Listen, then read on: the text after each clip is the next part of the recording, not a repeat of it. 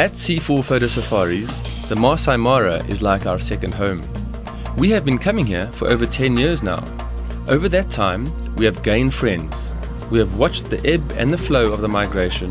We have seen lion prides grow up, and we have watched cheetah mothers successfully raise their cubs.